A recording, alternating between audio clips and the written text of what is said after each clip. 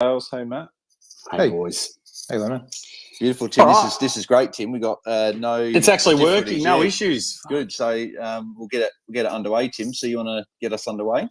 Yeah, just a couple of seconds of dead air, boys, and then I'm going to kick us off. By the way, just so you know, when I introduce you, I'm going to ask you how your team went for the week, like how you scored and where you ranked, and who your kind of best and worst were, and then we'll just get into the games. Sounds good.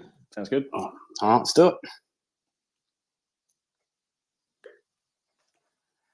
Hello and welcome everyone to the AFL Fantasy Fanatics round review. We are recording live after the completion of round 3 on Sunday, the 2nd of April. I'm your host and AFL Fantasy Fanatic, Tim Guest. Some pretty exciting round, but we're going to get all that into that in a minute. Firstly, let's introduce the guy that's always with me, one of the hardest working men in AFL Fantasy content creation, legend of a bloke, Bales, mate. How was your round? How did you score? Laird, are you all right this week, mate? Yeah, we'll skip over Laird. Not bad. I thought last night, a bit doom and gloom. I thought, we're not having a very good round here, but end up scraping to a 2101, which is big thanks to Big Shawnee Darcy in the last game. So glad to get the 2100 when I think a fair few coaches would have struggled to crack 2K with a few of the bullets, But yeah, if we're going to go through like a +3, -3 for the team, I think my +3 would have to go to Will Day. He just looks like a completely different player this year compared to what he has in the past. I saw he copped a big hit, and I think in previous years that would have been a hit that may have caused a bit of an issue in terms of he might have gone off injured or rattled him, whereas he just kept going on after. And 128, very happy with him. But I think I got to shout out Big Sean Darcy for that 128 in a very nice matchup towards the end. So that would be my home strong, yeah. Yeah, and then strong. -3. There's a couple of good candidates for this one, but I think I've probably got to give it to Warple. Obviously, that role looked good round 1. Last week, we started seeing signs of him moving forward a little bit more, and this game was pretty much a 50-50 split. So 57 for me. He's probably a guy that I'm looking to maybe look at moving on with a tough match against Geelong, and cash generation is probably starting to slow a bit. So he's looking at moving on. So that's how I went, Tim. Where did you say you finished ranked? So 2101. Actually, yeah. So my overall rank actually jumped up about over 5,000 spots, up to 14,418 overall. So considering I thought I had a bad week, pretty happy to move up 5,000 spots, barring late adjustments. Awesome, mate. So you'd be pretty happy with that week. Good job, mate. Let's move on to, we've got the number 1 coach from last year, Matt Mottram, who'll be joining us tonight to help us review some of the games. Matt, mate, how are you? How'd you fare this week? I'm all right, Tim. Thanks for having us on. I did say to Bales last year that I owed him one because I was meant to come on last year, but it got a bit hectic in the end. But happy to come on this year and have a chat to you guys. Well, you owe us 2, mate. So okay, no worries. This week 2173, which pretty happy with that. That's all right. Still moved me up the ranks again, so copping a few bullets this year. But yeah, 2173 moved me up to 2277 in the ranking overall. Yep. So yeah, it's not a bad place to be this time of year. Cool. Who went well for you this week? Who kind of sputtered it up? Who went well? No one. I suppose Doc's probably the highest scoring guy I got on my field, so I'd say give Doc for the bounce back with the 136. So I saw a few people talking about trading him out for Dacos. So probably not a good idea. Yeah, probably not. And -3, I'll give it to John Longmire for putting Callum Mills on Clayton Oliver, even when they're getting pumped in the last quarter. Wasn't happy about that one. So what did you end up scoring? 111. It's not too bad. Yeah, okay. But slowed him down. All right, awesome, mate. Awesome. All right, well, thanks for coming on, mate. We'll hear from you in a minute as we start to review the games. But turning next to the other coach that's going to be joining us, coach that finished 3rd in 2021. So we got some, as always, stellar guests on to help us review the round. We've got DT Lemon. Mate, how did you fare? How did the round look for you? Yeah, thanks for having me on, guys. It's always good to chat fantasy. It was not a bad round for me. I scored 2141, which boosted me up the ranks. So I just cracked the top 3K, which was pretty good. Happy to be there, and think like Matty, it's this time of year, you just want to be going up. It doesn't really matter how much. You just want to be going up in team value, going up the overall rankings and just chipping away, which I've done. And, yeah, in terms of the +3, -3, I'd have to give the +3 to Connor Rozee, I reckon. Yeah, he was, very good. I saw a few people trading him out. I was pretty hot on him. He was probably going to be my captain if I didn't have Dunkley VC. And for him to play like that in a contest that I think the rest of the Port team were a bit embarrassing, he really stood up for them. So that was a good score from him and definitely showed what he can do if he keeps getting those midfield minutes this year, which is great. Awesome, mate. Awesome. And -3? Yeah, -3. I have to give it to LDU. I think laid outs, everyone can understand a laid out. If you've got a bit of calf tightness or whatever it is, a laid out's fine. But that was super, super late. So I was checking the teams. I was having I think it was actually on the Twitter space at the time.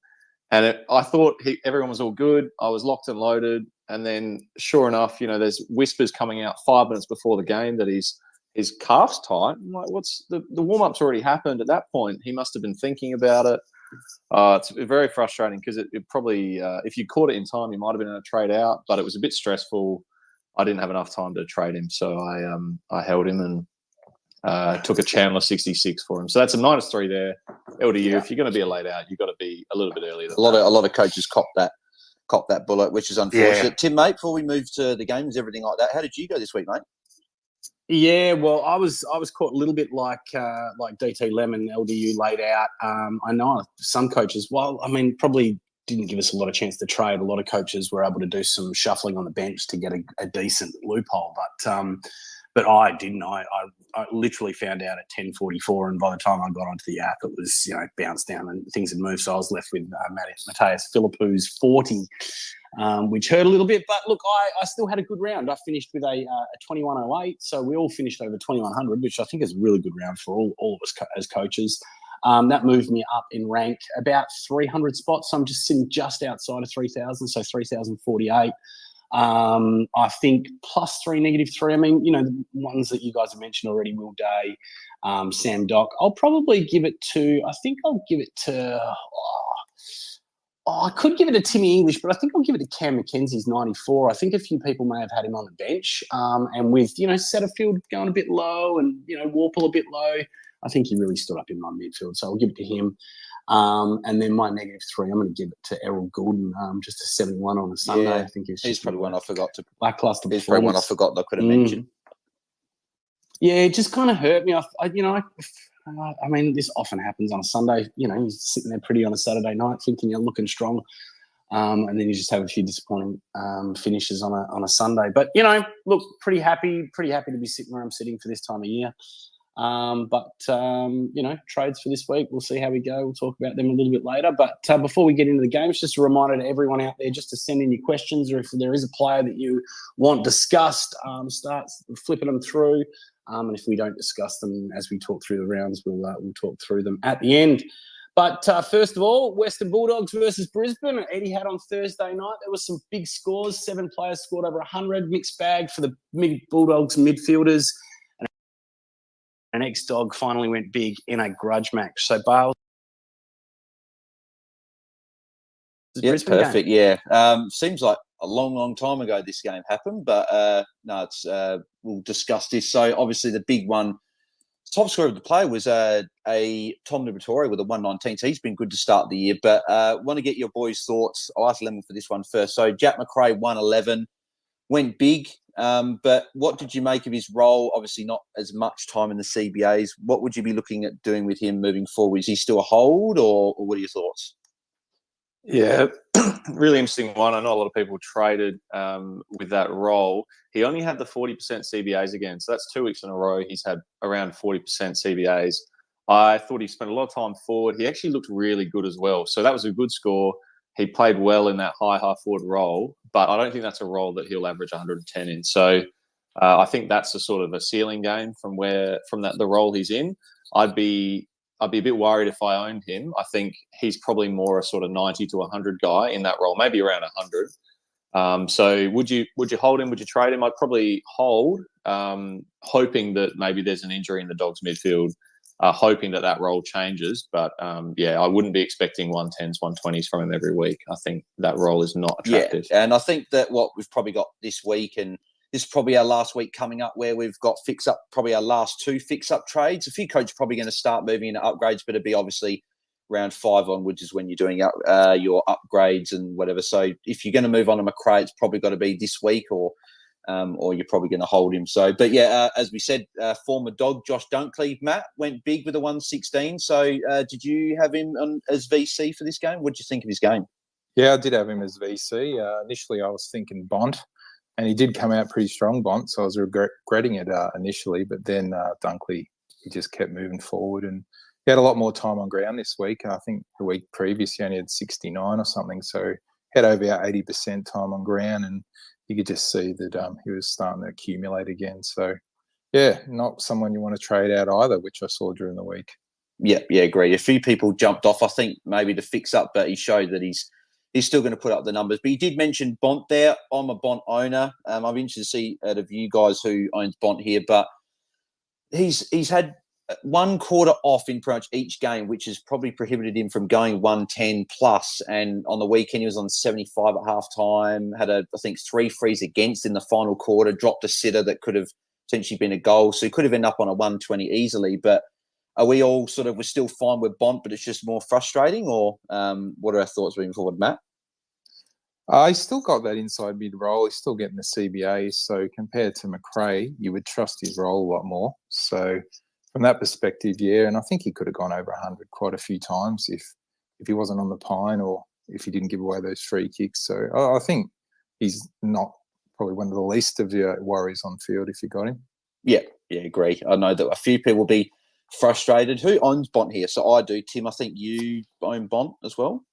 Yeah, mate. Yeah, I do. It's been a bit disappointing. Seems to fade late. I was actually just thinking about having a look at his time on ground. 89% on the weekend. Oh, okay, can't really complain with that. But, I mean, certainly the thing that I noticed from that game was, he still rotates forward. And, when he was sitting forward, I think they may have done that. Obviously, they're trying to win the game. They're not so worried about fantasy. But when he goes and moves forward, he's not around the ball, and he's not racking up. And that certainly happens later in the game. Lemon, have you got Bont in your side? I don't own Bont. I definitely considered him pre-season. And I think I wouldn't be concerned if I owned him. He's getting 70% CBAs, high time on ground. He looks good. It's just the Bulldogs are still trying to work a few things out. So I think he's the kind of guy that you'll think about trading him, and then he'll score 140 and you won't think about it again. Yeah. So I wouldn't be too concerned. We know he's got a big ceiling, and when he gets going, he could go at 120 for a couple of weeks, 130 for a couple of weeks. So I wouldn't worry about Bont. I think McRae is much more of a worry. No, agreed. And Bont just... Hey, Bales. Yep. Sorry, just before you move in as well, one of the things that I kind of noticed, particularly from this round, or even from the last couple of rounds as well, and be interesting to get the boys' thoughts on this. But, I mean, I've noticed in particular that, fantasy has kind of taught us a few lessons. Like, people have traded out Jack McRae. People have traded out Rory Laird.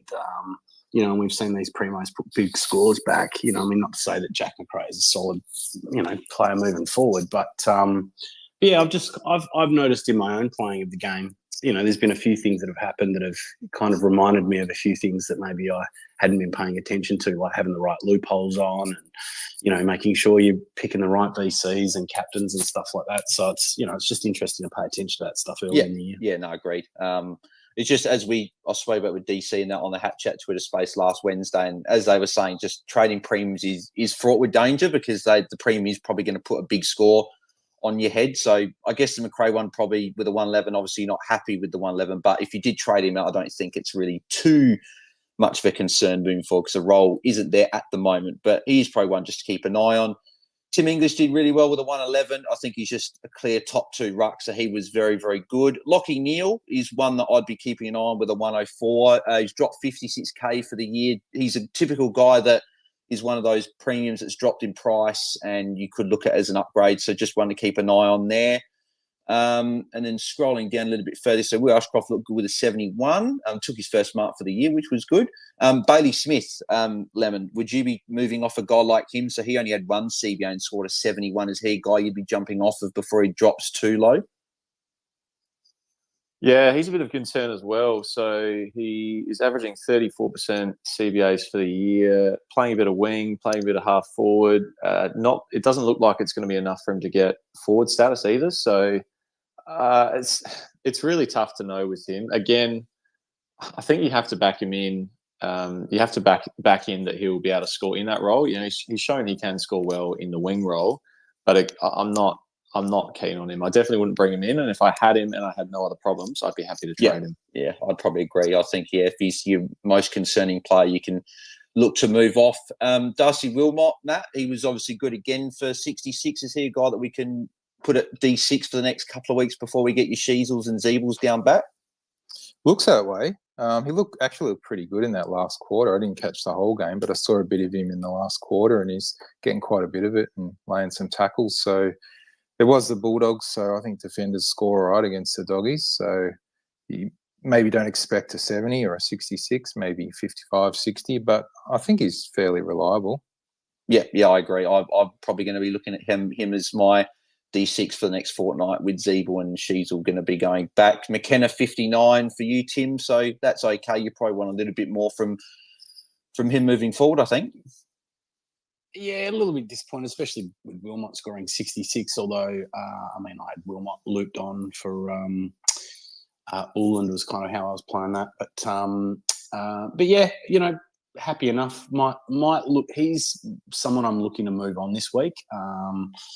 But yeah, we'll talk about that a bit later on. Perfect. And then, Arthur Jones, just the final play as well, just with an 18. So not quite enough if you brought him in as your rookie, Tim. Yeah, no, I didn't. I think that's kind of, paying attention to what Jeff says is, I think he was a small forward or something along those lines. We didn't expect him to score much. Perfect. Next game, Tim. All right. Well, next game was Collingwood versus Richmond at the G on Friday night. So Master versus the Apprentice. We had Hardwick versus McRae.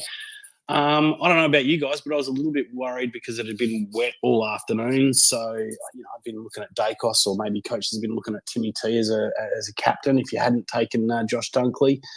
And then, there were those coaches that had Darcy Cameron, or even worse, had traded into him with Cox out, who ended up going down with a high-grade MCL and is now expected to miss 6 to 8 weeks out. That's according to AFL Ratings. Pete, make sure you're following him for all the latest news. Bales walks through the players. Yeah, so I think obviously it's a few coaches, like the Rucks are doing their heads in again this year. People had Cherry at the start. They would have moved off him. If they already had an English after seeing Marshall, you wouldn't have moved on him on round one. So probably went to Gawn. He gets injured. Then they probably would have gone down to Darcy Cameron to get cash. And then it's just the Rucks are just doing their heads in. But I want to talk obviously about Nick. I'm not sure if... Yeah. Sorry, I'm not sure if Jaden's on, but I think I saw a tweet from Jaden that I think there was something like 1,074 coaches had moved from Gawn to Darcy Cameron. Yeah. Unfortunately, unfortunately, the Rucks are doing their heads in again. But Nick Dacos, Matt, he's continuing on his merry way. 3 scores over 100 now, even in wet conditions, able to get the job done. Is this? I don't know if you've got him in your side, but if you didn't, is he a guy you'd be still looking at bringing in? I do have him. I started with him, so been pretty happy with his first 3 games for sure. So definitely one of those value defenders if you jumped on him or if you started with him. He's really done well for you. He's probably not the value he was, but he's still going to be probably a top 6 defender or close enough too. And if you hate watching him play, not having him in your team, you might want to get him in your team. It always hurts, doesn't it? Yes, yeah. Especially as an owner myself pre-season, jumping off after that tag, expecting attention to come throughout the year, and he started bang with 49% ownership. I think it's definitely hurt as a non-owner. Tim Taranto started quite slow as well, but he ended up getting to a 111 lemon. So you were pretty happy with his performance, and he looks like a top 2 forward and potentially a top forward. Yeah, definitely. He's got the as many CBAs as he wants in there. He looks good. He looks fit. It looks like he's sort of shaken those injuries that held him back the last couple of years. And I'd be looking at him to average something around 110 for the year. Great captain option when he's got a good matchup. No worries with Tim Taranto. Yeah, he's been fantastic. Tom Mitchell 103, but we said he's probably going to be that sort of mid 90s to maybe very low hundreds. So not an option, I don't think, in Classic. Well, on that, Bales, so just before you move on, mate, I mean, he has scored quite well the last 2 rounds, and at the same time, there has been reports that he's been dealing with a back issue, and, you know, we often only hear about these things, you know, once they're kind of resolved or getting better at least. So, you know, maybe Tommy Mitchell can average around the 100 mark. Well, Lemon or Matt, are any of you guys interested in a Tom Mitchell moving forward? I just don't know if the Collingwood system probably scores enough points, but I could be wrong. Yeah, I don't think he's someone you want to be trading into, but I'm not sure that he's a 90 player, though. That's all. Boys, what are your thoughts? Oh yeah, I'll go first. It's interesting. The talk about the injury has me definitely intrigued, because if that's the reason they were playing him in that half forward role, you know, when he gets back to full fitness, if I see an 80% CBA game and maybe some increased time on ground, then it's definitely a watch. But you know, they love to share the ball around Collingwood. You can see that in their stats. So I don't think he's a 110 guy, and therefore there's not going to be a lot of value in him either way. Yeah, Matt? Yeah, I'd agree with that. Not sure what I could add to it, but you want him going probably 105 minimum. And there's so many good options, as we've seen this week, where you can get some value in the midfield. So it's no point really jumping on someone like Mitchell if he's only going to give you scores like that. But if he comes out and starts going big again and his back's better, then we'd have to look at him, wouldn't we? Yeah, definitely one to keep an eye on. Maybe I probably brushed over a bit too quickly than what I should have. Apologies for that. Dan Rioli 97's been a good pod for a few coaches so far that would have picked him up. Just scrolling down the list of scorers, there's weren't too many relevant players in here, so we spoke about most of them before. So, and then Samson Ryan only a 15, so obviously poor score for him, but he did get subbed out. So, Tim, I think that's about it for that game. So I think we'll move on to the Saturday games. Awesome. So we were talking kind of a cellar dweller match, but Hawks versus North Melbourne at Pig Park down in Tassie. Another master versus apprentice matchup. Sammy Mitchell got one over on his old coach. The Roos were already without one of their main mids in Simpkin, but I laid out in the warm-up, left coaches scrambling. So LDU, I was one of them. You know, we talked about that a little bit before, only being able to loot poo, which we'll talk about, you know, when we get to that game. But there's plenty of relevant players, including a record-breaking rookie. Most points in his first 3 games, according to Jaden Popowski. Once again, make sure you're following Jaden. Yeah. Bales, talk us through it, mate. Harry Sheasel, he's very, very good, isn't he, Lemon? Oh, incredible rookie season he's putting together. The fact that he's a forward and soon to be a forward/defender as well, it could go down as the best rookie season ever for fantasy, I think. He just needs to keep going, really. It's that easy. So it's obviously he's a definite hold for probably up to the buys, potentially even past the buys. Obviously it's 3 games of data, and it's probably getting ahead of ourselves with 3 games for a rookie. But is he a chance to average 90 plus and be potentially a keeper, a little bit like what Nick Dacos was last year for coaches? Oh, definitely. He could be a bloody D1 right now in a few weeks. Yeah. I think that's definitely on the cards. He's just looked fantastic. So, and I don't think they're bringing Hall in anytime soon. They had obviously 3 Hawks boys. Matt went big with Dylan Moore, 132, and Sicily 132, and then Will Day, who's probably been one of the best mid-price picks of the year. Did you have any of these 3 guys on your side? I have Will Day. Started with him, and every week he's just looked better and better. So he looks very composed and clean around the ball, and gets in there and gets contested possessions as well, gets you +6s. So I reckon Will Day's been a really great pick, and if you jumped on him this week, then well done. I think that's a great week to jump on and get that 128. And when it comes to Sicily, it really hurt watching him, because the Hawks changed it up a little bit this week and controlled the ball a bit more, and it was just kicking it back and forth across the back line, and Sicily was just racking it up. And I considered bringing him in, but went for a midfielder instead. But in hindsight, I think Sicily would have been a great pick, because he was just killing it out there. Yeah, 18 marks. It's ridiculous how many marks he got. And then Dylan Moore as well just continues to do well even without the CBAs. Yeah, he's a gun player. He's never really been on my list to bring into my team or start him, but I know a lot of people like him, and just watching the game, he just looks unbelievable out there. So yeah, you'd want a consistent CBA inside mid role, I reckon, to have him, but he's good, and he continues to prove people wrong, I reckon. Yeah, definitely could potentially be that guy that's in those top 6 forwards and an upgrade target for some coaches.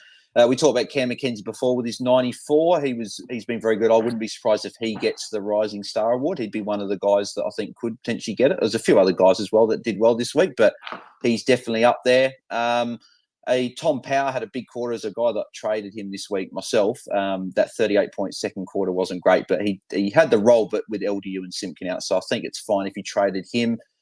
Jack Zeeble looked good enough. He got 78. I think with Hawks chipping around a lot more, he didn't really have the license to get as much ball. So I think he is fine moving forward. But the one I want to get everyone's thoughts on is James Warple. So I spoke about him before with that 50-50 forward mid-split. Tim, is he a guy that you'd be potentially looking at moving on if he's one of those issues that you don't have any bullets to cover with? Yeah, so along with a Connor McKenna and a Jimmy Warple might be the two players that I'm trading out this week for, like a Primo or maybe a Zeeble and a Rook or something along those lines. So, I wanted to find out in particular from Matt and Lemon what they thought, but he's certainly on my chopping block. What do you guys think? Is it time to cull Jimmy Warple? Just having a look here at his break even. It was 29, so he's not leaking cash yet. But, he didn't look as good this week, did he? And that split going a bit more forward. Don't know if I'd trade him out. I guess it's hard to tell. Because Cam Mackenzie didn't really get the role last week either. I guess that's what's Sammy Mitchell's going to do. He's just going to, there's going to be a lot of changes to roles and from week to week. Lemon, what are your thoughts? Yeah, this definitely a good one to watch. I think you're right, Tim. I think, the round that Warple stops making us money, maybe his break even gets up to 60, 70, 80, we got to look to move these mid prices on. As soon as they stall in their cash generation, there's not that much point keeping them unless you think they're going to, bang out a high score and then get that going again. So for me, I think he'll probably still have a low enough break even to hold for another week. And then, if he puts out a 80 plus, then he should get going again. If he doesn't, well, we might trade him the week after. But I definitely like the idea. If you take McKenna and Warple, go down to a rookie and get up to a premium, that's what we should be looking to do in the next couple of weeks when it's possible. Yeah, and I suppose you've got to say to yourself too, if you trade him out, who's taking that spot in your midfield? What rookie's coming on field? Or like Lemon said, you really need to do that one down, one up so you can replace them, and then you need the rookie who's going to score well on the back line if he's on field. Yeah, 100%. Yeah, it's going to be an interesting one for some coaches this week.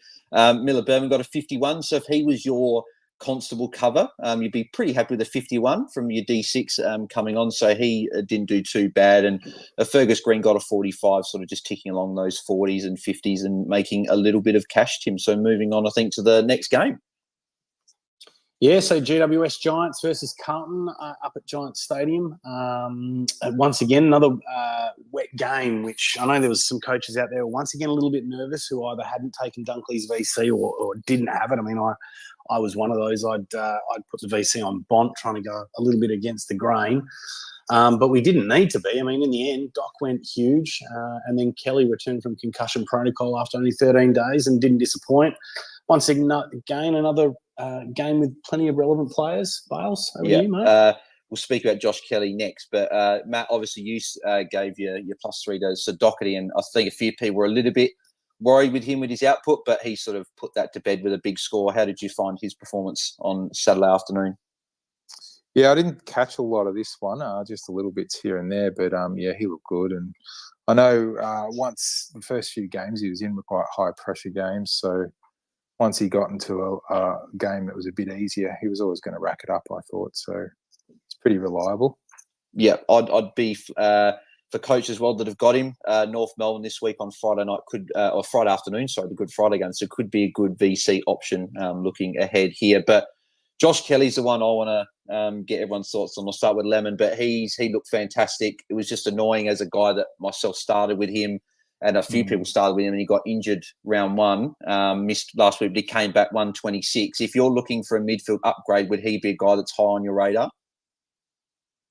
Yeah, definitely. I think, like you, I started him, had to trade him out last week with the concussion, but Yeah, 9 tackles for him. He kicked a goal. We know he's going to get the midfield time. There's not that many guys who can run through there for GWS. So I'm definitely looking at bringing him in. I think he'd probably have 10 points of upside, and he probably could be a keeper as well. So I think that's a great trade in if you can do it. I wouldn't break your team to do it, but if that's the sort of price range you're looking at, I definitely consider. I had a look at his CBA numbers as well. So he was going at about 80%, I think, in round 1 before he got injured. And I think 72% CBAs on that game. And then on the weekend just gone, he went at, I think it was, 80%. So it's both 70% plus in both games. So he's looking the goods there. Tom Green looked very good as well with a 110. Tim, have you got Tom Green your side? Yeah, mate. Someone I started with, I've been really happy with his performance right from the get-go. A bit low last week, obviously. I think he got a lot more attention with Kelly out, but kind of returned to, I guess, what we expect. Yeah. I think coach were probably a little bit worried with Green last week, but he showed this week he's getting those marks. He's playing high time on ground as well, and his kick-to-handball ratio is a little bit more even this season, which is good. So I think he's fine moving forward, and look to average probably 105 or potentially more. Stephen Cornelio, a bit of a quieter game for him with an 86. Seemed to butcher the ball as well a lot, but he'll be fine. Just a bit more of a quiet game from him. Scrolling down this, Whitfield was a little bit quiet as well. Got going a little bit later, but he only got an 82. So if he gets defender status, could be a guy that we look at as a cheap guy. Ollie Hollands as well. Lemon, he got 56. I don't know if you've got him on field, but is he a guy that at M8 you'd be happy to leave there for the time being? Yeah, I think definitely, depending on matchups, I'm expecting him to be a sort of 50, 60 averaging player. So if he gets a decent matchup, I'm happy to have him on field, and he'll just keep making cash as well, which is great. So, you could have him on the bench. You could have him at M8. Either would work for me, I think. Yeah, I think he's ticking along scores where it's probably not hurting you having him on the bench, but also if he's on your field and that puts a D6 on your bench, then that could also be not a bad option as well. Harry Ralston, 56. I wouldn't be looking at him just with Harry Perriman. He's probably 3-4 weeks away, but Ralston's scoring seems to be a little bit capped with Cornelio, Green, and Josh Kelly getting most of that side. Don't know if I'd be looking at him as a bit more of an expensive rookie. Finn Callahan, Matt, is I don't know if you've got him in your side, but would he be a guy you'd be looking at moving on? Low score on the weekend with a 48? Yeah, I don't have him. Didn't start with him. Just a bit concerned about playing that wing role. You really want your players to be those inside mids. So, yeah, I didn't catch much of it, but I'm guessing he was still a bit more on the outside, looking at his statistics and looking at his points. Did anybody catch that game? Was he a bit more on the wing again? Yeah, I watched the game, and he was pretty. I don't think he recorded a CBA from memory, so he played purely on a wing, and he got burnt quite a few times. But as you mentioned, that wing role can be a bit funny, and you can get burnt a bit on the wing if it's stuck on one side. So yeah, I'd be happy to move on. Lemon, would you be moving on to Finn Callahan as well? Yeah, that's 2 pretty poor scores from him. So yeah, I don't know what his break even will be, but his cash gen's stalled, and there's probably better options at rookie prices that you could downgrade him to that'll score similar. So yeah, he's just clogging up a spot in your team. So really. we're all in agreement that we'd be going him before Warple. Yep, I think so. Yeah. Look, so his break even was 31, and what did he score? 40 something. Yeah. So so I mean, his break even is going to be 40 odd or 45 or something like that. So yeah, I mean, he's pretty much cooked in terms of his cash generation. Yeah, agreed. Lockie Cowan, 45, 64% game time. I'm a little bit worried now that Cincotta from obviously in the VFL had 34 disposals. I wouldn't be shocked if they decide that they want to bring him in for Cowan. So just something to keep an eye on. But Cincotta could be a good rookie, 200k defender mid that we talked about in the preseason, could make his debut for Carlton at some point, potentially this week. So, Tim, I think that's all from that game. I think we'll move to the Saturday night games. Awesome, yeah. So Saints firstly versus Essendon at the G. So Saints celebrated their 150th anniversary in style, recording their 3rd win for the season. So the Saints are 3-0. Who would have bloody thought? I don't know about you boys, but I'm pretty happy about it. Actually, I don't know. It's I don't know. I'm just like good on Ross the boss, right?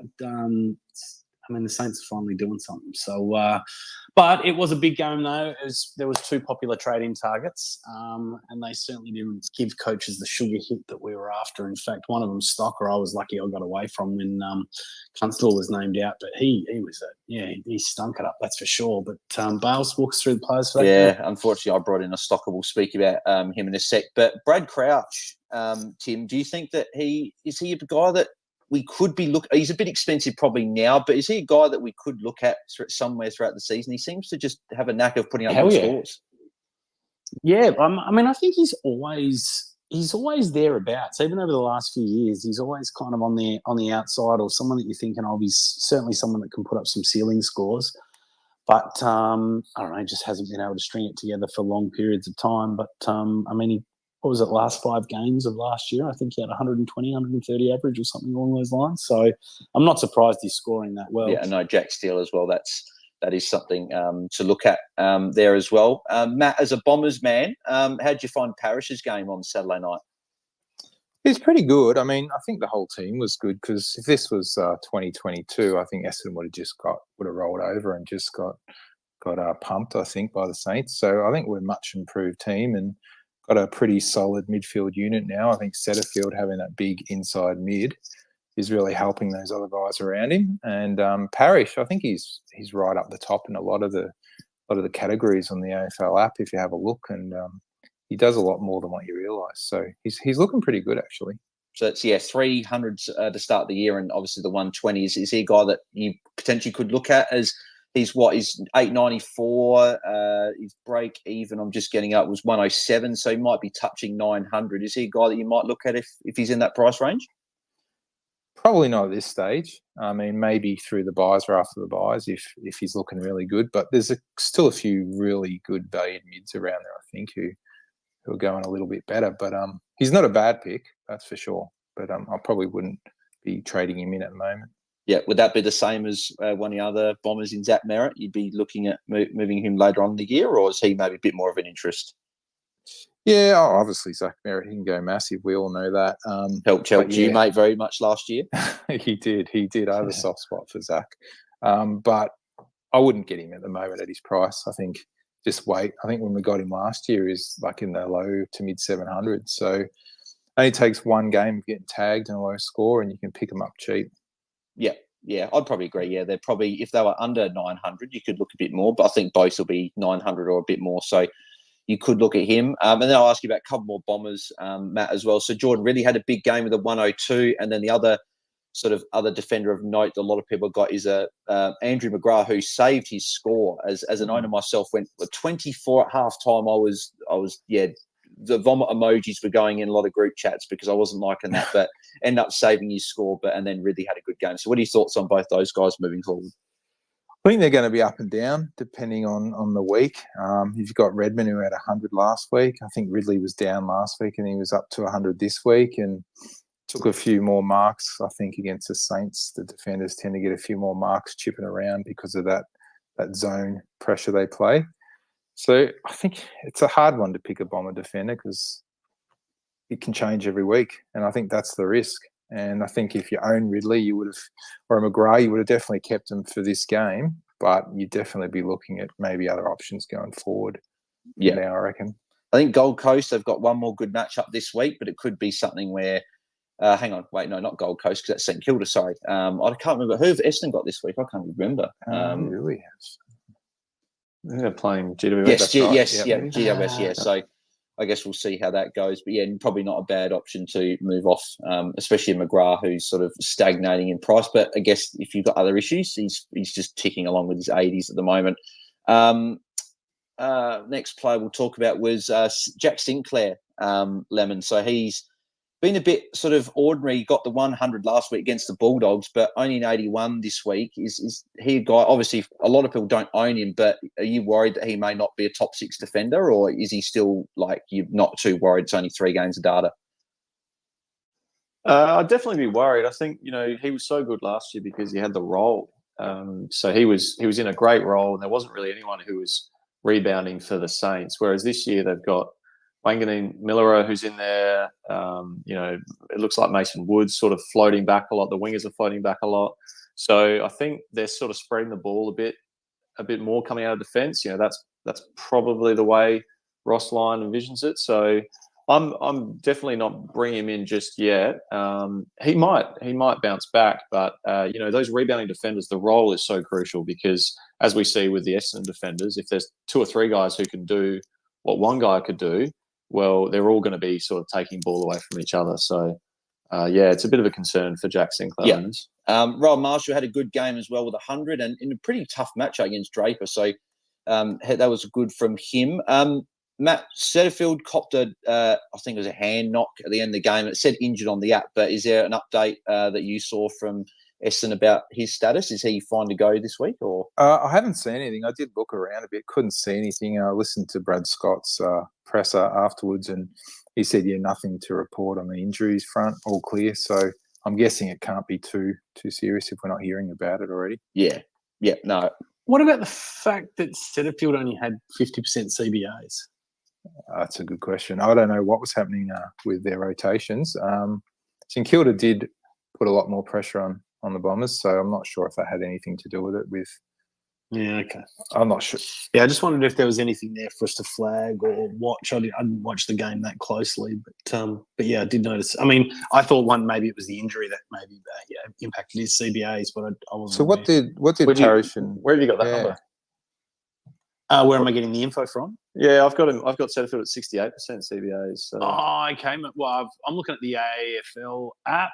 I got him at 19 CBAs, and there was 35. 25. Oh no, 29. Sorry, yeah, no. I'm just bad at maths, and I'm in finance. Because he's been getting about 85, 90%, hasn't he? Yeah. He's in high 80s. He's averaging just under 80. I think the thing to know with CBA still a bit low, yeah. A team could have a 5-minute period where there's 10 goals kicked, and then a 5-minute period where there's 0 goals kicked. And the CBAs, if Setterfield's on the bench for that first 5 minutes, he misses 10 CBAs. So I think we can't just look at the number. Small changes are going to happen all the time. So. I'm looking at him, and I think he's the top mid at Essendon. He will probably average around 80% for the year. It might go down to 60 or 70, and it might go up to 90 one week. But the goals aren't evenly spread out throughout the quarters. So CBAs are only a decent metric. And there could be 3 goals kicked in quick succession, and that might be the player's stint on the bench, and then they miss 3 CBAs, and that could skew numbers. But it's pretty much the eye test. Exactly. He's got that midfield role. So. He's looking the goods. Yeah, I was going to say, you see him often around the ground at all the stoppages, and he's getting the handball out, or he's the guy who they get it out to, and he's the link guy getting it off to the next person. So he's always in the chain. So I don't think there's a real concern. Yeah. Alan David Jr., 56. He's making cash on our benches, which is good. I think he's just purely a bench option there. Same with Caminiti, who got a 55. Any coaches that jumped on him would be pretty happy. And then Menzies and Philippou, 41 and 40 respectively. They're probably bench options. And Philippou's almost getting to a point where in a few, maybe could be this week, could be in a couple of weeks' time, you can look at maybe going him down because he's not going to make as much cash there. But the final play before we move to the next game, Liam Stocker. I brought him in this week. I'm still looking at holding for an extra week. I noticed he got caught on the bench twice for over 10 minutes, which I don't know if that was a rotation or if it got stuck because I watched the showdown, which we'll talk about next. But did anyone bring Stocker in, and is everyone keeping him this week, or especially with Sheezel and Zeeble in 2 rounds' time getting DPP, or what are our thoughts? I think, Tim, you said you brought Stocker in as well. No, I was looking at bringing him in, yeah. And would anyone, would be holding, or what are our thoughts on Stocker? Anyone can jump in here. I'm not a big fan on Stocker personally. I think I watched a bit of his game last week, and it didn't. Again, there's too many mouths to feed back there for St Kilda, and I think he's not the best ball user out of all of them. So, I think Sinclair will get the ball more than him. I think Wangan Miller will get the ball more than him. So, I think he's a sort of 75, 80 guy at best. And you see with some of those lockdown defender roles, they can have a game where they score a 40 or a 50 pretty easily. So, not enough upside for them. Would you be holding if you brought him in this week or last week with Sheezel and Zeeble in a couple of weeks? You can always move him on at round 6 when the DPPs come, or?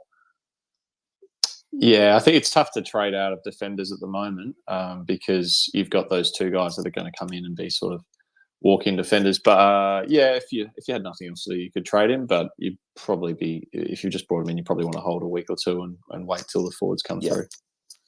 Tim, I think we'll move on to the other game that was on Saturday night. Mate, well, you went to this game, mate. Port Adelaide versus Adelaide, the showdown at the Adelaide I Oval. didn't go. Lemon went to it, the game. Oh, you Lemon didn't go? went. Okay. I watched it at home. Okay, all right. Sorry, mate. I just assumed you would have been there. But I think I must admit, mate, the first thing to say is I was a little bit worried about how you were going to be on the Twitter space, because I wasn't sure if you'd be upset because of Lairdy's score or if you'd be happy because Adelaide won. But before we get into it, mate, probably just notable news for coaches to pay attention to. The MRO have given Luke Pedlar 1 week, so he's out. Just be mindful of that for next week. I think that the Crows will challenge that, because I don't know whatever. Well, again, we probably won't go into detail this because this isn't a fantasy topic, but I don't think that was a suspension week. I don't think it was. It was probably a free kick, but I don't think it was worthy of a week suspension. It wasn't like the Broad one that got a lot more. But I guess they're trying to stamp it out, so we'll see. But it could be a flag that he could challenge it. So we'll see. Good score from him, otherwise, though, 67. Yeah, be holding him, I think, for the foreseeable future. Yeah. But why don't you walk us through the players here, mate? Sorry, Lemon, mate. The Crow boys got over your power on the weekend, so very happy for the Crows to get a win. But you mentioned before Connor Rosie. You were very, very happy with his game of the 113 and top 6 defender. So is he a guy that if you didn't have him, could you still look at bringing him in as a good option? Yeah, definitely. I think he's a top 6 forward, and I think he's still got value in his price. I'm not exactly sure to be priced out after this round, but you could definitely look at bringing him in. He's pretty much a full-time mid. He played a little bit forward, but I'm expecting sort of 70% CBAs. Looks great. Looks really fit. If Port can sort of lift their game a little bit, they're a bit off on the showdown. If they can lift and get a bit more on the ball, he could have a couple of really big games. So, yeah, I really like Connor Rosie. I think you definitely break even of 100, 780k, probably be 785. I'd probably roughly guess next week. So still under 800, so he's still cheap for coaches to look at there. Rory Laird, I'll talk about Lairdy. So disappointing that he only got an 83. So I went through it last night. Didn't go under 90 at all last year, and twice in 3 weeks this year he's gone under 100. I wouldn't be trading him out again if you've got him, because Port Adelaide are a very, very hard matchup. I looked at all the star players in the first 3 weeks that have played against Port, and not many have gone big. So I'm not worried. It's been a bit of a rough start to the year, but Laird will come good and he'll find he's still got the role. Berry's injured, so that maybe opens up the opportunity for more tackles for Laird. So I think he's fine moving forward, and I think everyone would be agreeing with that as well. Jordan Dawson, I'm 81, obviously quite for him. I'm not sure that he probably could have got the showdown medal. I would have given it to Rankin or Thilthorpe, but that's fine. That's not for me to judge that one. But Josh Rochelle, another 75. I think we've probably missed the boat on him. So, he'll be over 600k, I think, now. So, I think that he's been great, but, I wouldn't be looking at bringing him in. Horn Francis, Lemon, 68. If Pete Coach was still holding on to him, is he still the guy you'd be looking at moving off? Yeah, he looked a bit off on Saturday night. I think he's still got the potential. He's got the role, so he's getting a good number of CBAs. Port just looked a bit off the other night. They scored under 1,400 points as a team, and Adelaide aren't that restrictive. So I think he is probably a hold if you need to. Again, if you got no other issues, you could look to move him on, like any mid-pricer in your team. But I'm still expecting him to be a sort of 80+ averaging forward. So that's what about Zach Butters? He only got a 60. He's been quiet to start the year. Are you a bit concerned with him moving forward? Looks to be that not in the sort of top 3 in the CBAs. Yeah, Butters is a different one. So he only had 12% CBAs. He looks like he's getting a sort of maybe an average of 30% for the year. So he's the 5th mid for Port. He's playing a lot forward. He'll have games where he scores well, but he'll have games where he could put out a 50 or 60 like we saw. So, I think Butters isn't going to be a 90+ guy unless there's an injury in the Port midfield or they mix it up. Max Michelani was good with 68, copped a massive hit as well, and then came back on, and I thought he played quite well, 68. So if you've got him, you'd be happy with his cash gen. We spoke about Pedlar with a 67 before. He may miss this week or he's suspended, so we'll see if he did a challenger. But even if he misses, probably a good opportunity. You might be able to do a bit of a loop if you've got an F6 rookie. And I'd be holding anyway because he's looking good moving forward. And then I noticed your trades, Lemon, as well. You had Durs when you got off of him. You'd be pretty happy getting off of him this week. A huge sigh of relief to get rid of Dersmer. I had high hopes from this year, and he really let me down. So, yeah, I feel for. I know a few of my mates I talked into picking him up, and I'm very sorry if they're listening. So, yeah, it was a bit of a strange sub, to be honest. He looks pretty good. I'm not exactly sure what they were thinking. So, I think that was probably a missed opportunity from Port, and yeah, he's got to go because he's leaking cash at the moment. Perfect. And Locket's lifted for everyone as well, by the way, if they want to know, because I've just seen Tom Stewart as price has gone down, which I'm sure we'll get into in this next game, Tim. Awesome. Well, we're about to move on to the Sunday game. So just a bit of a reminder for people that want to ask questions to ask them just below the space there. Or if you've got players that you want us to discuss, put them down there and we'll go through them after we've finished these last few games. But moving on now to Gold Coast versus Geelong up at Metricon Stadium. Well, last year's premiers are now 0-3 in what was a fairly horrible to watch and largely irrelevant game. Although a star defender did return early from injury and went big. Apart from that, it was fairly disappointing results all round. Bales? Yeah. How are you, mate? Tom Stewart, Matt. We talk about these premiums that drop in price and for a reason. And if it's a reason that they can't control, like role change, we look at bringing him in. Break even of 106. Is he a guy at 757 that, if you're looking for a defender upgrade, he's a guy that you'd look at? Definitely. Had my eye on him already. And, yeah, his big score makes him a bit more expensive than I was hoping for. But, you know, for those who started him, this is why they started him, because he's capable of these big scores. When I brought him in last year, I think he gave me a 160. So he definitely has that massive ceiling. So he's one of those guys who you want to keep your eye on. Definitely. And very, very good next 5 weeks as well. So he's got Hawthorn on Easter Monday. Then he's got West Coast, Sydney at GMHBA. So tough, but it is in Sydney. At GMHBA Stadium. Essendon and then the Crows. So definitely a guy that I think we'd be looking at. Lemon, is he also a guy you're looking at as well? Yeah, for sure. I agree with Matt. I would have liked him to get a little bit cheaper, but I think the beauty is he's still got that 14 in his rolling average. So if you can't jump this week, you might still get another crack at him. He won't go up too much in price. He might even come down a little bit more this week. So you've probably got a week or two to bring him in if you want him. But yeah, I really like him. The other thing is he's got the great buy around. So it's just you bring him in and you're basically saving 30, 40 points over the buy round. So it's very attractive. Yeah. Is this the week coming up to get him if everything's ideal, or is it you can maybe wait one more week? He's playing Hawthorn. I'm not sure how defenders go against Hawthorn, but I imagine it'd be pretty good. They did chip around a bit on the weekend, though, Hawthorn. So yeah, I think we'd expect probably a 100+ score this week against Hawthorn. So you could definitely jump. We'll talk about trades after, but he's definitely one of the guys I'm looking at bringing in. $757,000. Very cheap, gone down 79K for the year. So when we're looking for these defenders where they're not too much value, you've got one staring us in the face that is definitely presenting value because of injury. So, as we said, not too many other relevant names from this game. So Toot Miller was a little bit quiet with an 88. Jared Witt's got an 81. I was interested to see what Bose could do. He was a guy I had on my list, but he only got an 80 with only 13 touches, so maybe not as keen on him moving forward. Dossie's boy, Matt Rao, went well in the second half to get to 78, so Dossie's listening in at the moment. So, mate, good stuff. You beat me in the Content Creators Cup, Dossie, so we'll speak at that as well after, but I'm 0-3 in that, which I'm not very happy about. Very salty. And I believe that's it from the game. But there's Tanner Brun got a 42 as well. So if you hadn't moved off him already, definitely have to be moving off him now. But does anyone here think that Constable comes back in? Obviously day one, so a bit more difficult. But Flanders injury, do they? And like Oaya was quiet. Does anyone here think that Constable comes back in?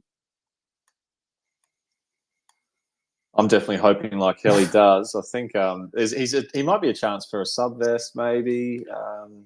maybe Sexton comes into the 22 and Constable is the sub. But it's tough to say. I mean, all the defenders, they looked stats-wise, they looked okay. Constable had a ton in the VFL, I think, but their team won by 10 goals plus, so you'd expect that.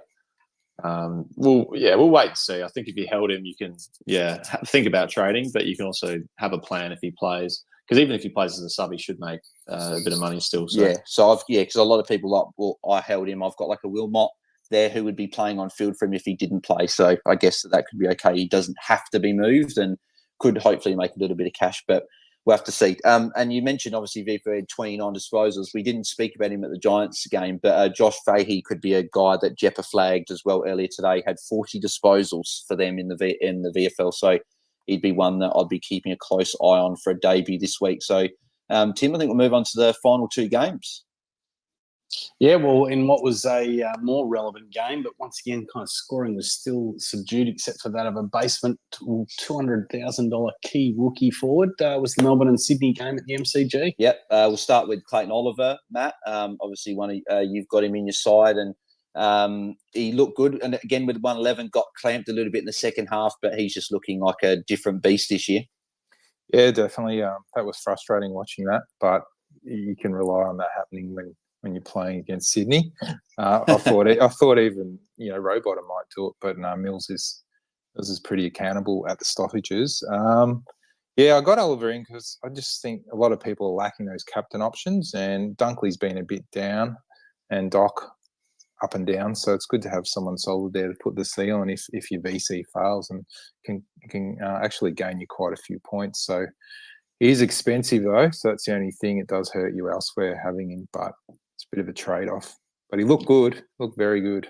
Yeah, he looked fantastic. And people forget he's only 25, and I think they had the stat up on the screen. He has like a few hundred more contested possessions than the next person at the same age. So he's going to obliterate, if he keeps going on this rate, obliterate all the contested possession records that in the AFL. So, but you mentioned being expensive. Is he if people are looking at a guy, would you be saving cash to get a Josh Kelly, or would you be still, if you had the cash there, is Oliver a tempting option?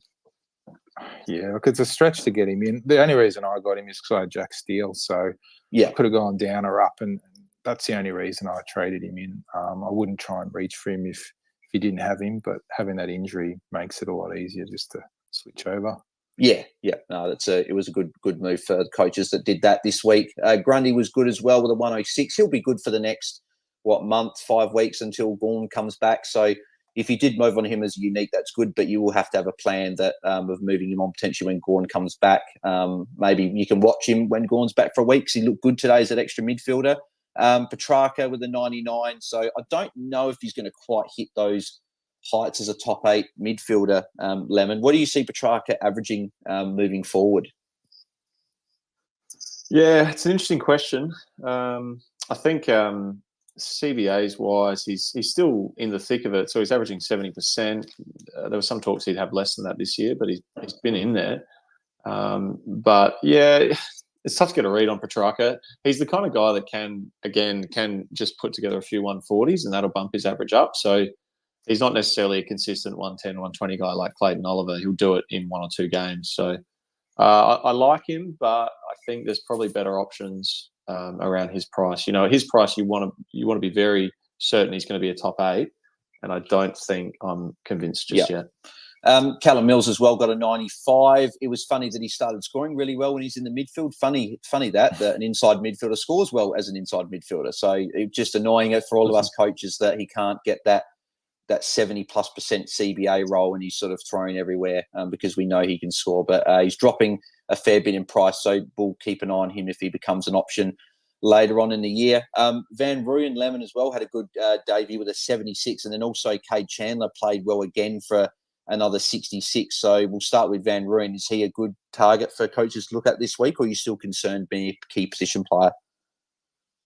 He's definitely a trade-in target this week. He's probably the guy you should bring in this week because he's still pretty cheap and he's got that 76 in his rolling average now. So, he could make 100K over the next 2-3 weeks, which is what we sort of want from those guys. I don't know if I'd want him on my field. I think, he obviously kicked 3 goals and had 6 tackles. I'm not expecting that every week, but I think he might be able to string together a few, 40, 50, 60s, which will be enough to make a good amount of cash. Yeah, and they've got a good run as well coming up. West Coast, Essendon, Richmond, North Melbourne, Gold Coast and Hawthorn in their next 6. So, he might make some cash. He went up 38K this week, breaking -10. So he's definitely a guy that for us to look at as an option. And then Kay Chandler as well. Is he a guy you'd be happy on field, especially with that run I just mentioned coming up? Yeah, definitely. Kay Chandler, I think you can play on field. Probably wouldn't bring him in. Yeah, 390 I think. Yeah, it's getting a bit expensive now. So if you hadn't brought him in already, then you obviously had your reasons. So yeah, definitely, I'd be happy with him on field. It looks like he'll average 60, 70 from here or so. So that's great for an F6. Tim, you mentioned Errol Goulden before as well. Only a 71. I'd assume you're just not too worried about that. Just a poor game and he'll bounce back. Yeah, well, I didn't get to watch much of that game because I tend to kind of watch a bit of the first game and the last game on a Sunday and kind of miss that middle game. But so I'm not sure whether to be worried, but I can't imagine there is. I didn't have a look at his CBAs. He didn't have. He should have. I know. While you have a look, I know he didn't have as many because I just think that with the Melbourne matchup with the bigger bodies, I think they probably preferred your Parkers, Mills in the second half, Warner, Rowbottom. So I think this wasn't a game he was going to get too many CBAs looking at it after the game. Yeah, and Melbourne traditionally pretty tough for midfielders. I know they're pretty good often for defence. I'm not sure. I think Lemon. Normally not too bad for inside midfielders, but he wasn't inside. So outside they do constrict a bit more. So still 11. Yeah, so he still had his 30, 33%, 35% CBAs. So I can't imagine there's too much to be worried about. Just the only worry this week is he plays Port Adelaide. It is the SCG, but Port Adelaide very restrictive. So we'll see how that goes. I could imagine he'll probably get more CBAs this week. So definitely one to not really worry too much about, and I think he'll be fine moving forward. McVee was good for those people that had him with a 61. Angus Brayshaw, Tim, so he saved his score a bit late. I think he got 24 points really late. So he was on. I actually know he got 18 points. He was on 56 quite late, and he only got a 74. 34-point final quarter, 5-point third quarter, and an 8-point second. Yeah, and he's leaking cash as well, down 835, break even to 125. With that good run, are you still holding him if for anyone that owns him? I'm not sure. I don't know that too many people would own him. I think a lot of people kind of moved away from him. I know he was in a lot of kind of pre-season teams, he was in mine. Yeah, he was in mine as well. But I think a lot of teams kind of tended to move away from him as we got closer to the pre-season. But 16, maybe one to consider. Just under 17% ownership. So a few people. Yeah, what's he averaging? 92 or was that? Yeah, I'm not sure. It's one of the ones I'd have to look at. Lemon or Matt, you guys can jump in. Would you guys, if you had a Brayshaw, is he someone you'd still be holding as a proven sort of top 6 defender from last year, or is he one that leaking cash you could move on to maybe even a Tom Stewart, make yourself near 100K and maybe use the 100K to fix up something else elsewhere? I think you've probably got to hold that one. Nothing's really changed in the Melbourne backline. He'll have good games. He'll have bad games. So expect he's the kind of guy that in a good matchup he'll have 120, 130 and boost his average. Yeah. I reckon if you had no other problems and your team was just sitting pretty, you could look at a switch if you could do something with that. But it's probably a hold. But yeah, it's a tough one. Yeah, it's an awkward one, I think, as well. I agree. Tim, mate, well, you can, if you want to run through the plays in this one, Tim, you feel free. Your Eagles up against the Dockers in the Derby. Oh, mate, I'll let you do what you do best, but I'll walk us into it, mate. Freo versus West Coast. Jeez, we tested them there. They were, I imagine a lot of Freo supporters were getting pretty bloody worried, just especially considering we had 5 of our players crippled in the first half. But it was a final and pretty fantasy relevant Western Derby. Unique Ruckman went pretty big. I know a couple of people were considering putting the C on Darcy, mate. You've got him in your side, haven't you, Yeah, very, very happy with Sean Darcy responding after. Did you put the C on him? No, mate. I took Dunkley's 116 on the Thursday night, and I think that luckily my backup captain would have been Roy Laird. So, very happy with that. But yeah, Darcy 128. Very, very happy with him, and those coaches that had him last week and were a bit concerned. I think if anyone's got the CBA numbers, it'd be interesting to see. But he looked like he dominated the CBA, so he's looking good moving forward. Lemon, Caleb Sarong. 127 is a guy that a few people have spoken about, 35 disposals, another big scorer, rising in price. Is he a guy that is on your radar?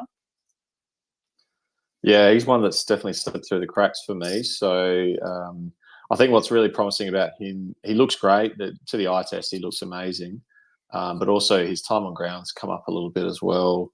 Obviously, we've just got to look at what's happening with that midfield mix. If Will Brodie stays out of the side or they drop Jaeger and Mira, then we know that him and Brayshaw are going to get really good minutes, really good time on CBAs. So, yeah, it's a great pick for anyone who started him. Great pick. And I think I'm not exactly sure what he's priced at, but I think it might be an opportunity if you think he can go 110 for the rest of the year. Yeah, so if you think he can go 110, there's still a bit of value there, and he'd be a top 8 mid. Again, I wouldn't jump on him unless you think he's going to be a top 8 mid. Well, I know Mini Monk, who's listening in, is a big fan of Sarong as an option. Then we'll move to Andrew Brayshaw, got a 90. A little bit quiet. He somehow finds a way to be a bit quiet against the Eagles, but he'll be fine moving forward. Just probably want a bit more from him. Tim, mate, Jinby, another 82, another solid game from him. Yeah, just on Brayshaw, mate, before obviously I know my team pretty well. We always apply pressure to Brayshaw. I know at the start of the game, Gaffey was running with Brayshaw. And I think there was a few players that rotated on him, but we were just applying a lot of attention. So, yeah, you always got to watch out for Brayshaw against the Eagles. But Jinby, another cracking score. What did he end up with in the end? 82, and he's now up to 448K. Yeah, I think, I've said it a couple of times and I'll say it again, it's just a bit of a shame for poor old Jinners that he's in the same year as the Cheese, because otherwise we'd be, jumping up and down and singing his praises. But of course the Cheese has got all the attention at the moment. But yeah, another great game. He played a lot of mid-time. I expect that's probably what's going to continue to happen, especially with injuries. Yeah, not that the injuries. Shuey will obviously come out of that midfield, although he's been starting off the halfback. So, but yeah, I'm kind of happy because we're going to start to see a lot more of that young talent getting played in the Eagles side. And he's another one that's probably a good shout for a Rising Star nomination this week. He probably deserves one. Well, definitely deserves one. Jaden Hunt, Tim, 84, looked good again. So that's 2 games in a row. Are you still a bit concerned with his volatile scoring, or is he at 458? Is he an option? Yeah, look, I think just wingers, mate. You just got to be careful with wingers. One of the things that I was pretty happy to see is that these last 2 games, the West Coast Eagles have certainly looked to move the ball a lot quicker. It's been exciting to watch, and we've played a lot better. And Jaden Hunt, he tends to play, quite a part of that, moving it up those wings. So, yeah, he's not a player that I'd necessarily be looking at, just because I think his scoring could be quite up and down. But if you have brought him in, you'd be happy with him, that's for sure. I think more of a draft player than anything else. And Dossie would be very, very happy. Tom Cole, your boy Dossie, got 78, so he'd be very happy with that score. So baking some good cash for you there. Matt, what are your thoughts on Dom Sheed? So he had a poor first half. I think he was on 20, had a good second half. If people have still got him, is he a guy you'd be holding, or what are your thoughts with him? What was his score? 72. 72. Yeah, I looked at it a bit earlier because I didn't see any of the game, and I just saw it was quite low in points. And I don't know. I think those mid prices who don't fire, you just got to jump off them quick, and he just doesn't look like it. So I think he's a good trade out if you can get someone good for him who is on the way up. Lemon, would you agree? So sorry, Tim, before you. Oh, sorry, mate. No, go to Lemon. I was just going to say, Lemon, are you agreeing with Matt there? You'd be moving off if you can? Yeah, I haven't been hot on Dom Sheed all year, and I think we're sort of seeing why. He just looks a bit slow. I don't know if he's carrying an injury or maybe he's just not fit at the moment, but he wasn't running hard for those +6s. He did a bit at the end, but West Coast were, if sort of anyone who could get the ball had to lead for the ball because they had no subs. So, he probably played the entire second half just about for a 50-point half. So that won't happen next week. If I owned him, I'd be absolutely prioritizing getting rid of him because he looks like a 70 every week, and he's not going to make you much money. He's just going to clog up a spot in your team. Tim, were you going to go there? Yes. So I watched, I traded him out this week, but I did watch him pretty closely. I mean, firstly, he's definitely got the role in terms of, he had 22 CBAs out of a possible 29, I think it was. But the simple fact of the matter is, I think, if we look at the old Eagles when he used to score 90s, he used to get around the back for those little kind of hand passes and kicks and things like that. And the Eagles no one plays like that anymore. And the other thing is he's not fast. The way that we see the game now is that, players are sprinting forward and he doesn't sprint. He just kind of lopes and just gets left behind. But look, where his break-even is going to be now, I don't have him so quickly. His break-even is 69. So it's still hovering. But he's still hovering around that 60s. Oh, mate, this is a, what's his bloody name from a couple of years Phillips. ago? Tom, this is you want off him now for sure. He is a high priority to get off. Yeah, I agree. And then the final three players here as well from the game.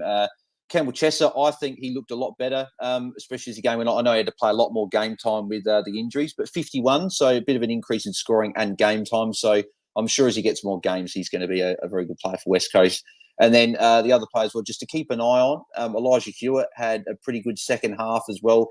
55 points. I think he came on just before halftime, but he looked very good. So 58% game time for 55, just one to keep in your back pocket. So, Tim, I think that's it for the games for now. Awesome. All right. Well, before we move on to kind of asking the boys maybe what their targets are looking at for this week, we're just going to do a quick run through of the AFL Fantasy Content Creators Cup, which is proudly brought to you by Infinite Wealth, helping you reach your financial goals faster. This is where winning coaches will get $5,000 or have the opportunity to win $5,000 to get donated towards their favourite charities. I'm glad lockout is lifted because I can then kind of give you the details, but I think it's worthwhile giving Dossie. Is Dossie still on? Let's give Dossie a bit of a rev up because they had the highest score in the Content Creators Cup this week with a 21.92. And in fact, overall, that moves him up into third. So he's got a ranking of 14.23. DC is the top ranked coach at the moment at 555. Statesman is 757. And then Guesties Gerbils is rounding out the top four there, ranked at 3,035. So, so some coaches doing pretty well there. I think we've got 5 or 6 of them inside the top 5,000.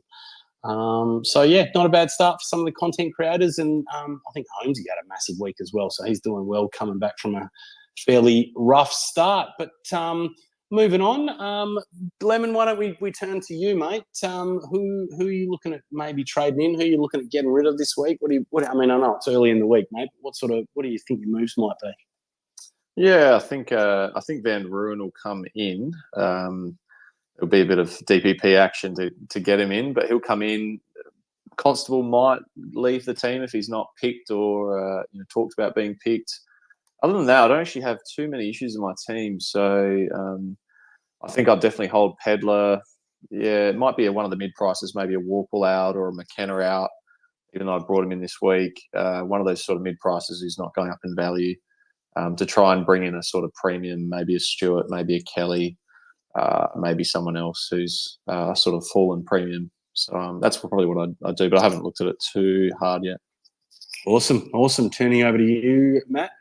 I actually haven't given it a heap of thought yet. Got to sort out this back line with Constable not in there. Played a rookie this week and still stuck to my normal plans. So, I've got to look at how I'm going to play that over the next few weeks until we get those DPPs through. So just see if any new rookies come along this week, any good downgrade options that we can go to other than Van Ruin, and maybe we could jump on one of them. Otherwise, probably do a downgrade and see what else I can do. Well, I might have to rethink my strategy, mate, because the winner from last year hasn't even really thought about it yet, and I've already done my trades. They're locked into my side already for next week. But before I go through those bales, mate, what are you looking at doing? I had my trades done last night, pretty much, which had to go back to the drawing board with a few struggling. So at this stage, it'll be Callahan down to Josh Fahey, because I expect him to be named, but if he's not, could be a Chin Cotter or something like that. And then I want to go Warple up to Josh Kelly. That's my plan. And if I don't go Warple to Josh Kelly, it'll be Constable up to Tom Stewart. So that's my thinking this week. Yeah, so for me, pretty simple for me. James Warple will go down to Jacob Van Rooyen, and then Connor McKenna will go up to Tommy Stewart, and that'll still leave me $34,000 in the bank. So I'll be very happy with those trades. Hopefully nothing goes wrong for me during the week. Yep. But we're just going to move on to some questions quickly. We just quick fire before we wrap it up for the day. So I might just ask questions and throw them to each one of you, or one of you at a time, and see if we can get through them. So I might throw this to Matt. Huey here asks McGrath to Stewart and Warple to Sarong. What do you think about those moves, mate?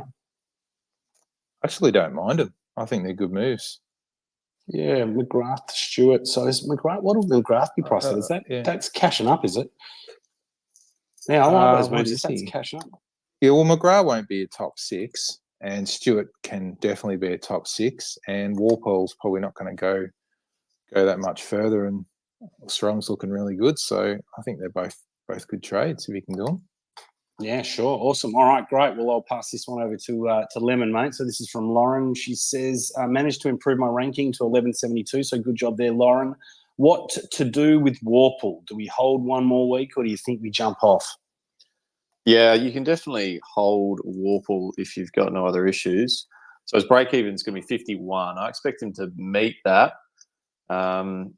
He's still getting a pretty good roll, although Hawks are spreading the CBAs around a little bit. So if you've got nothing wrong with your team, you probably could move him. He might make another 50, 60K, but he might also stall as well. So, yeah, you could go a week or two early on him. What do you think he's going to average from here?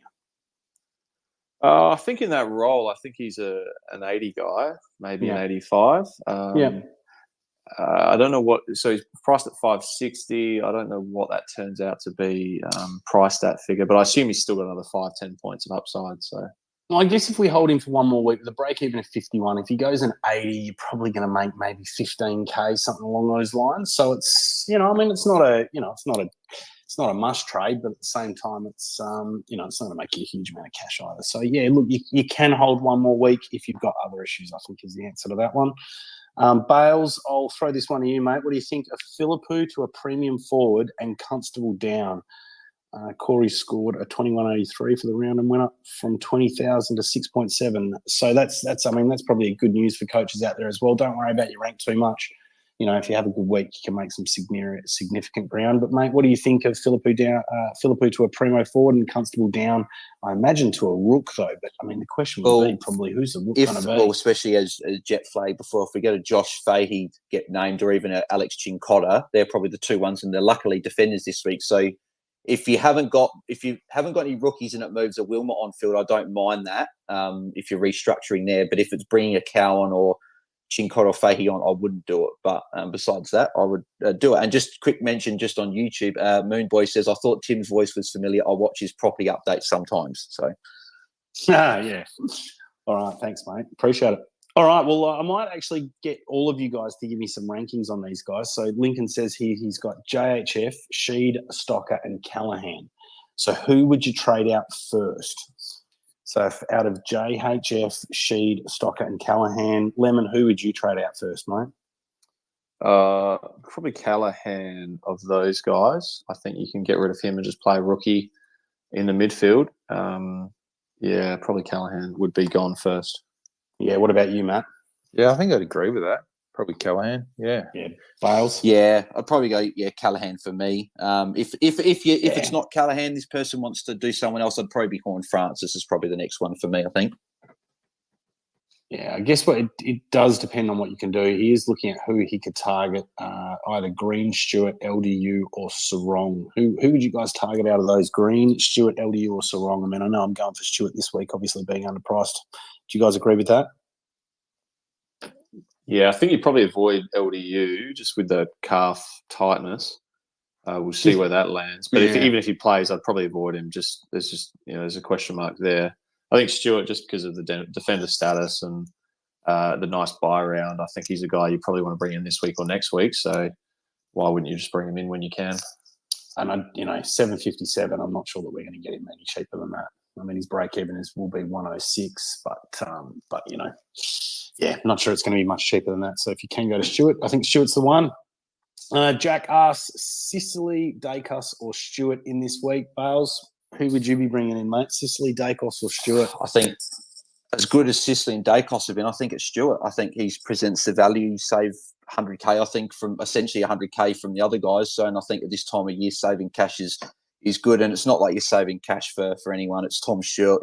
We know he can be a top 6 defender, so I'd be grabbing Stewart. I think if it's out of Sicily and Dacos, I think you probably look at potentially Dacos again being a bit cheaper, and he's looked good. But all three are fantastic options. So if you can get any of the three, I think they're very good. Awesome. I got Craig here throwing a bit of shade, going great win by Freo. Hey Tim, I'll say good on you, Craig. But at the same time, mate, I'd be a little bit worried. Freo didn't exactly look that convincing against what is a bottom, 4 side. But moving on to David Trotter, can do 2 of the following this week. Where should my priorities be? Bailey Smith to a Laird or a Kelly, Warple to a Laird or a Kelly. Oh, Jesus, these ones are tough. Hunter Clark to a Dacos Stewart, and Stocker to a Dacos Stewart. So, Jesus. So Bailey Smith, I wouldn't be looking at trading. Would you guys agree with that? Keep your primos, or would you be looking at getting rid of a Bailey Smith? I'd agree there. I think there's those other names I'd trade before Bailey Smith. So would you trade out of Warple, Clark, or Stocker first? I think Clark or Stocker are probably the 2 that I'd get rid of. I think Warple's still. I'm pretty confident he'll make some money. He might make another 50 plus K. He might make even 150K. So I think Warple you can hang on to and concentrate on your defence. Yeah, and then the options he's looking at bringing in there, I think Stewart is the one we've already talked about. So thoughts on Cripper, lads? So is that Patrick Cripps? I mean, I wouldn't have seen him as being a very popular option. How did he score this week? He scored a 111. He had 42 disposals. So I personally wouldn't be going near him. I don't think. He's a good player. Don't get me wrong, we know he's a fantastic player, but I probably wouldn't be looking at him. I don't think he's going to average that 110 that we probably need for a top 8 mid. So I'd pass. Great. All right, Josh here is considering, should he be, he's got a Darcy Cameron trade to consider, so should he be looking at a Sean Darcy or a Nank? I'd be going Darcy there. Anyone disagree with that? Nope, I'm Darcy. No, I agree. Yeah, I'd agree. I think Nank does look really good, actually. He looks really fit, and he's solo right. Yeah. He's had a few easy matchups, but is he captain as well, or is he co-captain or vice captain or? Yeah, he might be. Yeah, he actually looks incredible. It looks like he's turned back the clock a little bit. So yeah, I don't know what his schedule's like, but if he's got a few more easy matchups, I can't see why he'd slow down. Yeah, awesome. All right, so Jack asked here, what are we doing with Bailey Smith? We talked about that before. I think we're holding for the time being. Imagine you've got bigger issues than that. What about Mason Wood, guys? Should he be a pod target if his shoulder's okay? I think he did injure himself late in the game. But should we be thinking about a Mason Wood? What's his price? That's a good question. I'll have a quick look. I think 740. 740. Yeah. So awkward price. I probably wouldn't go there, but he's been looking good under Ross Lyon. But at 740, I don't think I'd go there. I think there's some other options you could take. Even Stewart's not far off that, and you can pop him in defence. He's certainly been a scorer over the years, but I think he's been one of those players that's never kind of strung it together for a whole year. He's kind of put it together in patches, and I know he's been a good draft player, that's for sure. But maybe keep an eye on him, but maybe a little bit early. We'll go just a couple more questions here, guys. In fact, let's finish on this one as the last one. I think this is a really good question. I'm going to go around to everyone. So, boys, this is from Lachlan Gotch. Should we be getting in Setterfield or Sarong? Great question. I think it's still Setterfield just because he's going to be cheaper and still under 800. Sarong is 824. It is a tough one there. But Sarong did look good. I think I'd just go Setterfield, but it's definitely not anywhere near the value that he was a couple of weeks ago. Lemon, what would you do, mate? Yeah, I think I'm probably still Setterfield, but I can't see Setterfield being a top 8. So it's, if you want that top 8 midfielder that you can lock away, I think Sarong's probably slightly more likely. But yeah, finding the extra cash this time of year is hard. It's hard because you can use that next week to get up to a Stewart or someone else. 100K is quite a bit. Yeah, and it can make the thing that I find is it can make a real difference between the rookie you get in. Like you might be forced to get in a basement, or you get in a rookie that scores well and is probably going to generate some cash over the next few weeks. So that's why I always like to leave just a little bit of cash if I can. Yeah, definitely. What about you, Matt? What do you think? Yeah, it's a tricky one. I think Setterfield's gone up quite a bit already. I mean, he is cheaper than Sarong. I think Sarong scores more for the rest of the year than Setterfield. So if you can get up to Sarong, I think he's a better long-term play. It's probably a good thing. Yeah, I could even switch to Sarong. Sorry, just with the other upside of the top 8 potential. Whereas I don't think Setterfield will. Yeah, it's interesting. I mean, obviously Sarong had that quiet first week with Ross applying pressure. We didn't expect that. But at the same time, Setterfield had a bit of a quiet week this last week. So yeah, look, tough one, but yeah, bloody good question. I'm not going to give an answer. I think everyone else said Sarong, so just go with that one. Perfect. But look, I think that wraps us up for today. So first of all, I'm going to say thanks to our guests. So Matt, thanks for joining us, mate. Obviously, great job last year. We hope you do well this year, and hope we get you on the spaces again, mate. Where can people find you? Thanks for having me, guys. At Matt Mottram. Awesome, mate. And DT Lemon, mate, always love the work you do on Twitter, mate. Thanks for joining us on the spaces. Where can people find you? Yeah, thanks for having me on, guys. It's a good chat. You can find me on Twitter at @lemon_DT. And send me through some questions. Always great to chat. Yeah, great. Well, thanks a lot to everyone for joining us, in particular those that sent through questions. Thanks a lot. You can continue to send your questions through to us on Twitter, and please give us a follow at AFL Fantasy Fans. Don't forget to tune in each Sunday after the final siren for the live Twitter space. And you remember you can listen to these spaces on the AFL Fantasy Fanatics podcast, wherever you get your pods. And please also subscribe to the pod and give us a 5-star review. Bales, thanks for joining me, mate. Where can people find you? Thanks, mate. Just at BalesDT on Twitter. Just a couple of quick notes as well. We hit 1,000 followers on Twitter as well, the AFL Fantasy Fanatics account. So we appreciate everyone's support. It's been fantastic. And then the other note as well, people watching on YouTube. We've got 42 people tuning in on YouTube. So appreciate everyone there. If you had questions in live chat, I'll be answering them literally straight after we finish the space. So don't switch off. I'll answer those in a sec. Awesome. All right. Well, for me, you can follow me at TimGuestAU for AFL Fantasy stuff on Twitter. If you want to follow any money stuff, you can follow same handle, but on any of the other social media channels. Apart from that, guys, hope everyone had a great round. Have a great week, and we'll catch you all again same time next week. See ya. Beautiful. Thanks, awesome, Matt boys. And Lemon. We appreciate you jumping on. Guys are legends. Thanks for being in. Thanks for having me, guys. It was a good chat. It was really good. Yeah, thanks, man. Thanks. And thanks to everyone for listening in. Mini Monk, Matt, James, can see all the Reds. Fucking everyone's down there. So appreciate you guys all tuning in. And if you want to come and join us to review some games at one of the spaces, we'd love to have you. Please let us know. Perfect. But have a great week, everyone. We'll catch Thanks, you later. Everyone. If you're listening on Twitter, head over to YouTube if you want any other questions answered as well. But if not... perfect.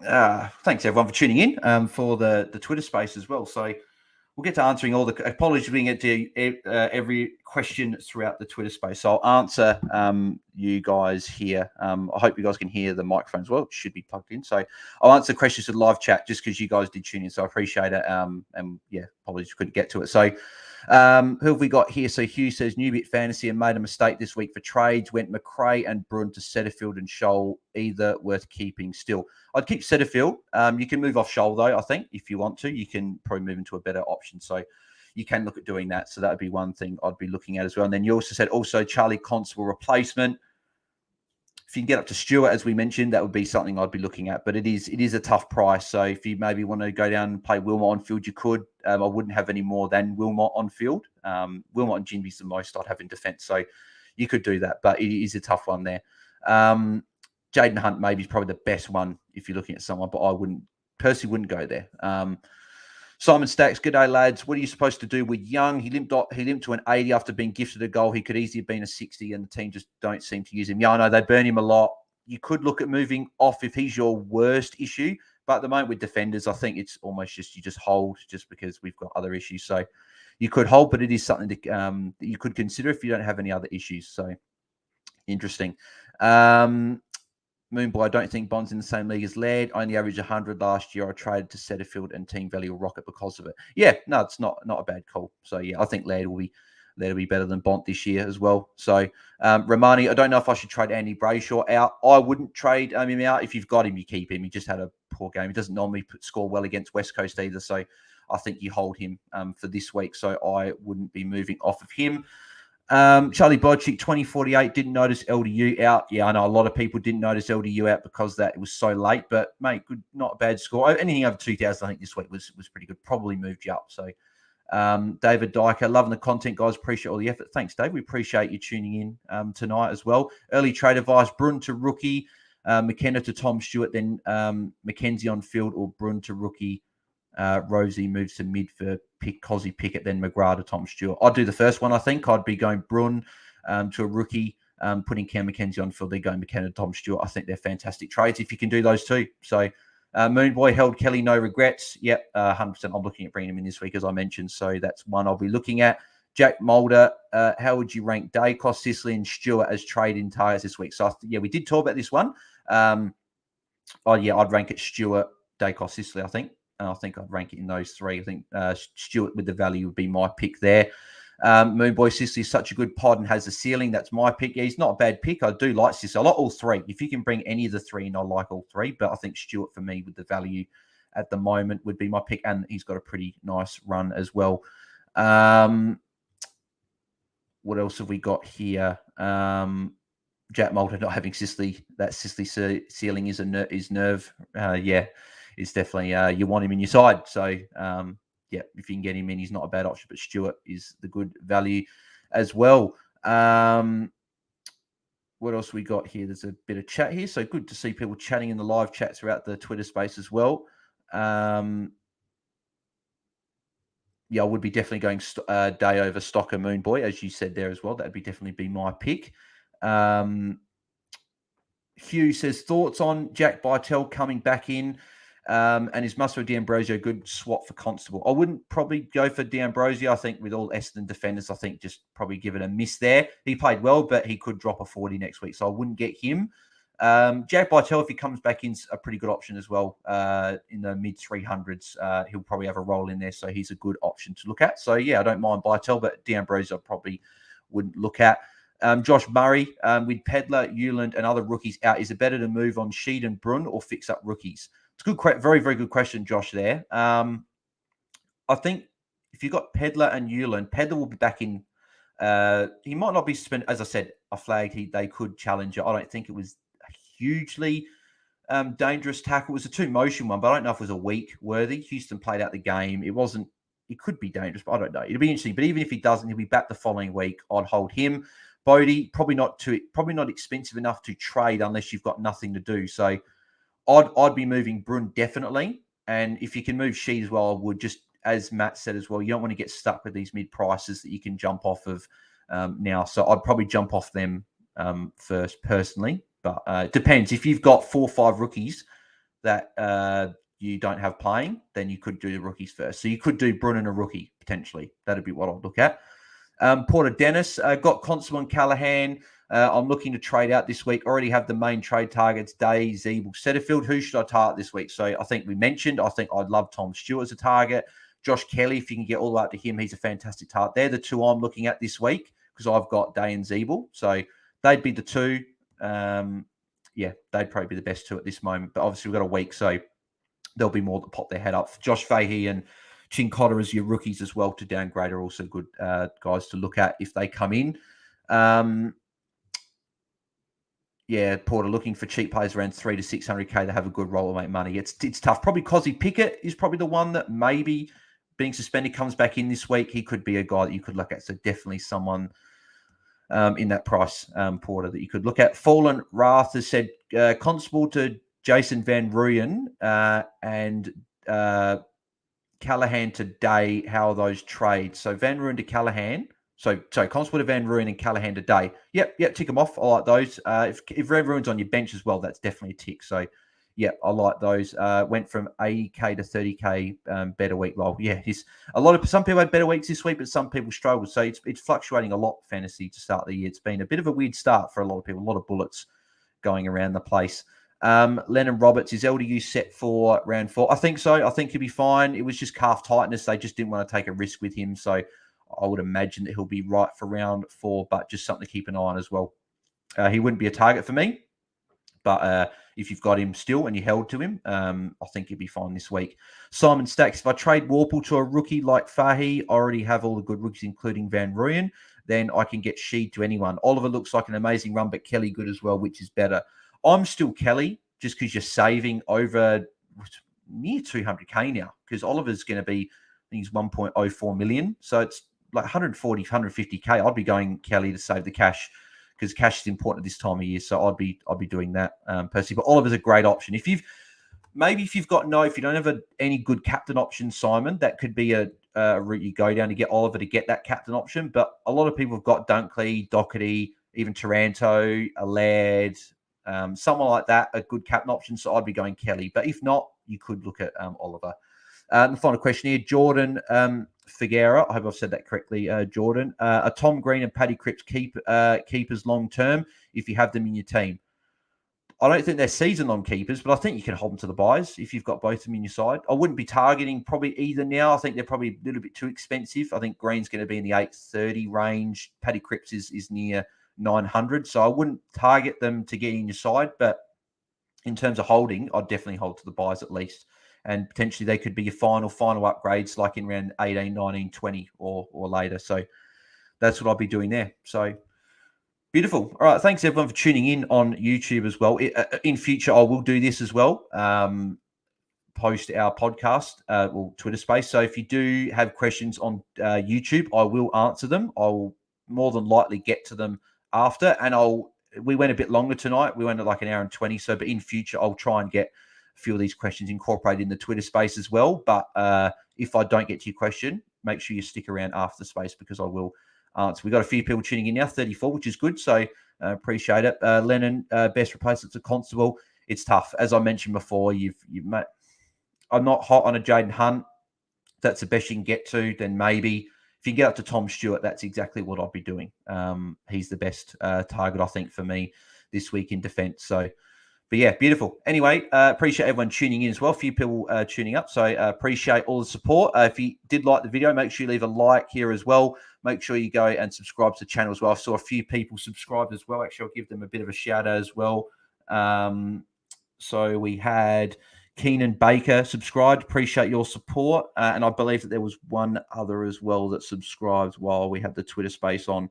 We had 3 actually. So we had Matt Scobie. Appreciate the subscribe there. And Matt Illich as well also subscribed. So appreciate that.